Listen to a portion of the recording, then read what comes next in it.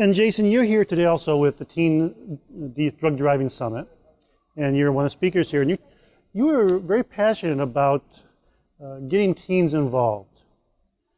Why is that?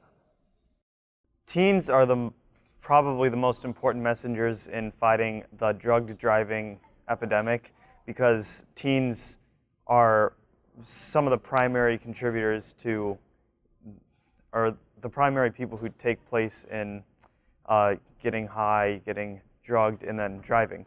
And with a peer-to-peer, with teen involvement and peer-to-peer outreach model, you can affect teens your age a lot more effectively than, say, an adult preaching to them about how they shouldn't use drugs and then drive.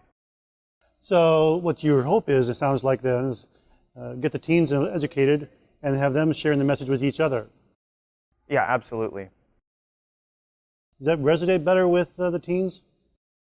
I've found that it's a lot more effective when students hear the voice of their peers rather than adults. But of course, we do need the more reputable voices, such as law enforcement officers and public officials who see the effects of drugged driving on a daily basis. How do you share the message of drug driving and why they shouldn't be involved in that? There's all sorts of different approaches we've taken.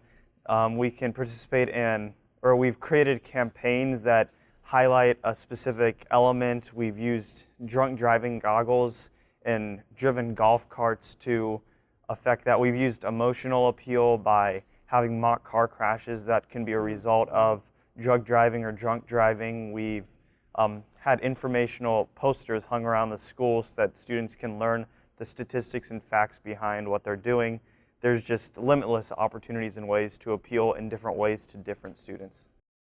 One of the things you mentioned during your presentation was, you said it was just troubling, this idea that if the students, a while back it used to be a very concern that they wouldn't use drugs because of the danger, and now it seems like that attitude is changing some, I guess especially with marijuana, where they're saying now, it's not as dangerous as I thought, it's okay to use it now.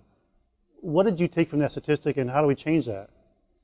Definitely, as pop culture tries to influence the way that kids view drugs, and particularly marijuana, and the pro-marijuana legalization, people have done a really great job in convincing people that marijuana is a natural and a safe substance and a safe drug to use, when in reality it truly impairs your ability to operate a motor vehicle. It slows your reaction times, and you're in fact not safer when you're using marijuana. And so basically we need to do the same thing that we did with alcohol and with drugs by stigmatizing it and making it socially unacceptable through a combination of legislation, through enforcement, and through marketing and just social change. You think it's possible?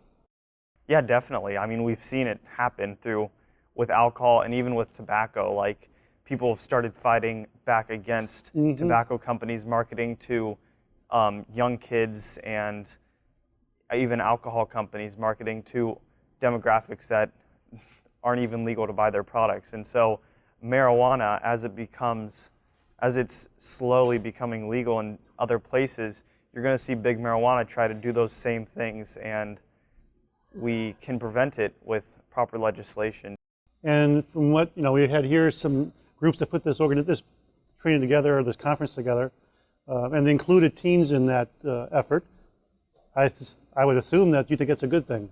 Yeah, it's absolutely a good thing. I mean, we're the people who are going to create the change with kids in our own age group and in high schools, and kids when they're at the most risk to begin getting into these drugs and try to stop it early on.